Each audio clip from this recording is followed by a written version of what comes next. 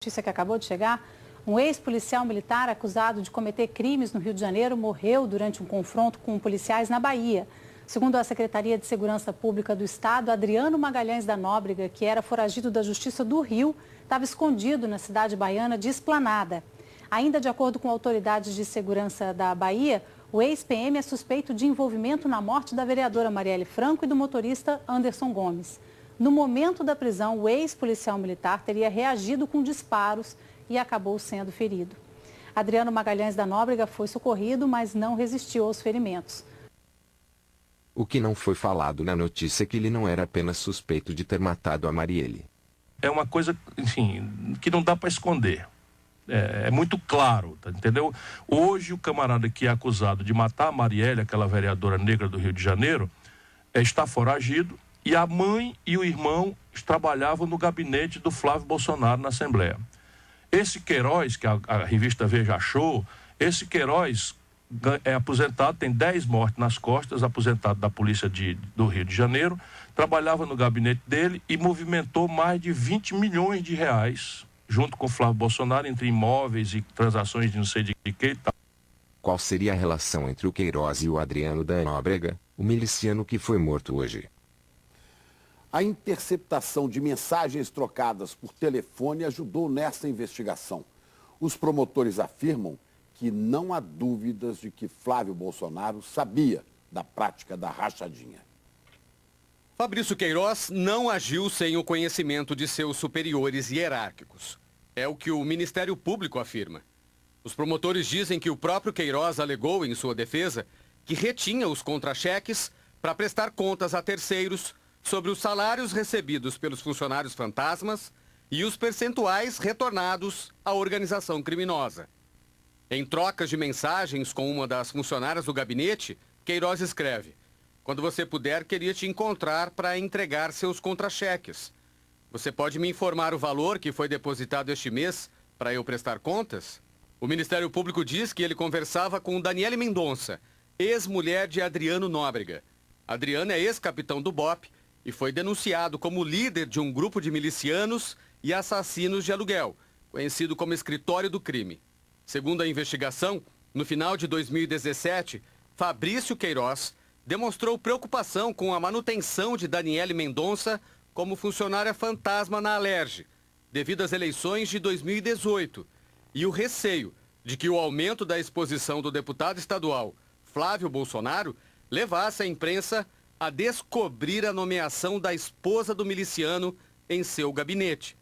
Numa outra mensagem, Queiroz diz: "Sobre seu nome não querem correr risco, tendo em vista que estão concorrendo e a visibilidade que estão. Estão fazendo um pente fino nos funcionários e família deles." Daniele acabou sendo exonerada. E numa conversa com uma amiga em janeiro deste ano, ela admitiu que sabia da origem ilícita do dinheiro e que essa situação a incomodava. Daniela escreve: "Enfim, amiga, por outro lado, eu não sei se comentei com você, mas eu já vinha há um tempo muito incomodada com a origem desse dinheiro na minha vida. Sei lá, Deus deve ter ouvido." O MP afirma que Daniele revelou numa outra mensagem que foi o ex-marido que arrumou a nomeação de funcionária fantasma na Alerj. Os promotores lembram que Flávio Bolsonaro homenageou Adriano de Nóbrega com moção de louvor pelos inúmeros serviços prestados à sociedade. E destacam que Adriano e Queiroz foram amigos de farda. O MP afirma ainda que, ao nomear a esposa e a mãe de Adriano para cargos comissionados, Flávio Bolsonaro transferiu, ainda que indiretamente, recursos públicos para o acusado de integrar milícia. Numa mensagem, Adriano revela que também recebia parte dos desvios de salários da Alerj e que repassou uma ordem para Daniele não comparecer ao depoimento no Ministério Público. Os promotores suspeitam que parte dos recursos desviados da Alerj possa ter sido lavada por meio do empreendimento comercial que o então deputado estadual abriu no início de 2015, uma loja de chocolates. Os promotores dizem que, ao que tudo indica, a pessoa jurídica da franquia foi usada como conta de passagem. Eles afirmam que depois que entravam na empresa, os créditos espúrios retornavam a Flávio Bolsonaro, travestidos como forma de distribuição de lucros, dando aparência lícita ao enriquecimento ilícito dos sócios entre 2015 e 2018. Ao analisar os dados bancários, os promotores também identificaram que, apesar de não figurar no contrato como sócia da loja, a esposa de Flávio, Fernanda Bolsonaro, fez transferências bancárias, arcando com dívidas do marido na empresa. Portanto, dizem os promotores, a figura do sócio que de fato não arca com recurso próprio para a sociedade, levanta a suspeita que o outro dono da loja, Alexandre Santini, possa ter atuado como laranja do casal Bolsonaro na aquisição da franquia de venda de chocolate. O Ministério Público quer encontrar mais provas sobre a atuação da organização criminosa. Mas talvez tenha dificuldade de encontrar as informações nos telefones. Os promotores dizem que, numa conversa com um fantasma, Queiroz avisou: "Está havendo problemas. Cuidado com o que vai falar no celular." Diante disso tudo, a defesa do Flávio Bolsonaro pediu a interrupção das investigações do MP, que foi negada poucos dias antes da morte do miliciano. A terceira Câmara Criminal do Tribunal de Justiça do Rio manteve a quebra de sigilo fiscal e bancário do senador Flávio Bolsonaro, atualmente sem partido, filho do presidente Jair Bolsonaro. Na retomada do julgamento de um pedido de habeas corpus apresentado pela defesa do parlamentar, 2 desembargadoras votaram contra o relator Antônio Amado e o placar terminou em 2-1 pela manutenção da quebra. O pedido da quebra de sigilo de Flávio Bolsonaro e mais 94 pessoas e empresas faz parte de uma investigação sobre movimentações bancárias suspeitas de servidores e de ex-servidores da Assembleia Legislativa do Rio. O Ministério Público apura se houve a prática conhecida como rachadinha no gabinete de Flávio Bolsonaro quando era deputado estadual. Rachadinha é a devolução de parte dos salários de funcionários ao parlamentar que os nomeou.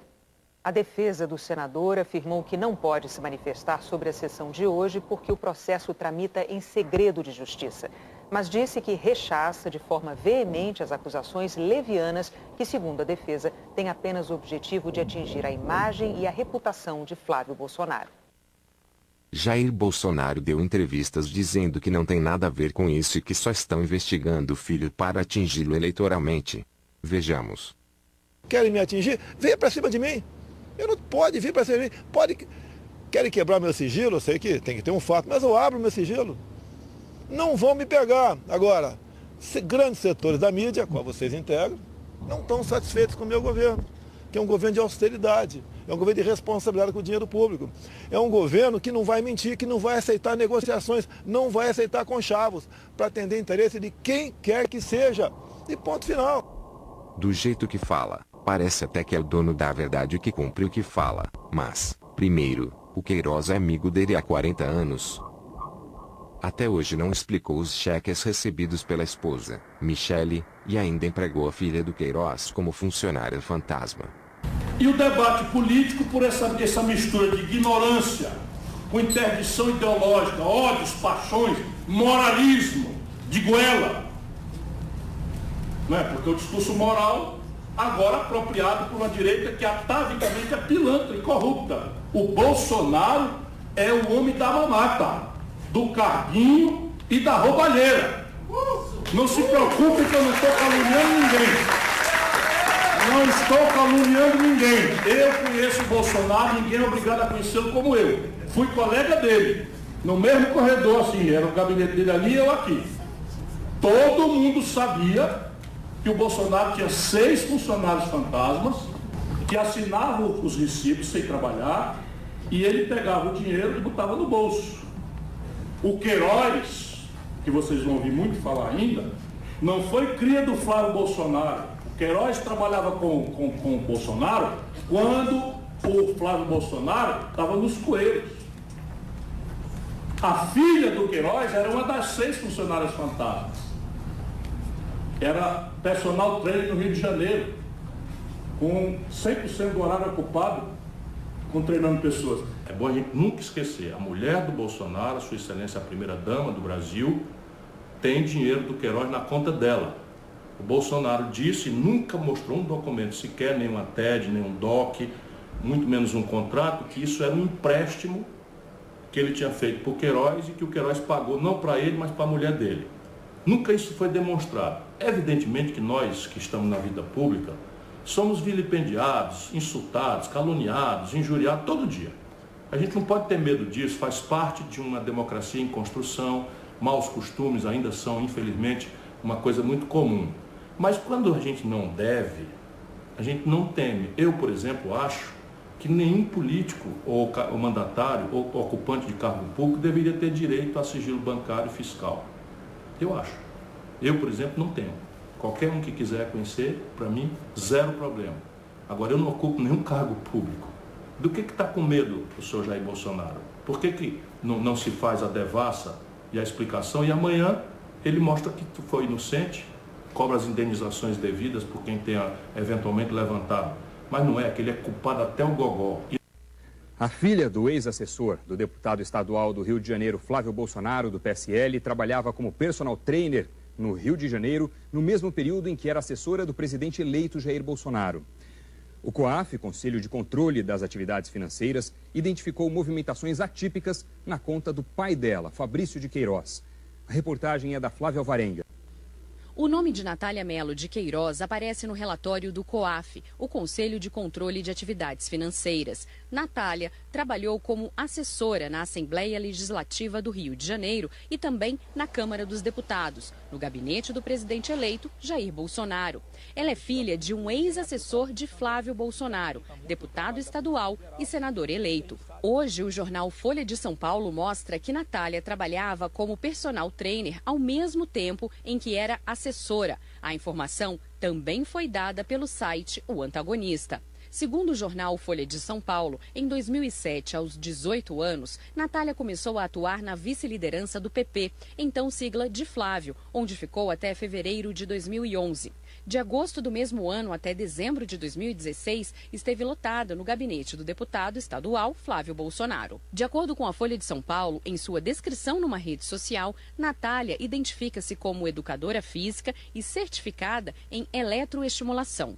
A TV Globo confirmou as informações e obteve outros detalhes. Natália também trabalhou como recepcionista de uma academia no Rio de Janeiro entre 2011 e 2012, época em que era servidora da Assembleia do Rio. Alunos que contrataram Natália como personal trainer confirmaram à TV Globo que ela trabalhava, inclusive, em dias de semana, em horário comercial.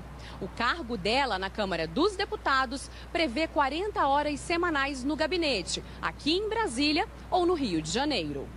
A TV Globo confirmou, por exemplo, que uma cliente foi atendida por Natália em dias úteis, entre 8 e 10 da manhã. Eu fiz outros vídeos sobre esse assunto que estarão na descrição e nos comentários desse vídeo. Não se esqueçam de comentar o que vocês acham sobre o acontecido de hoje.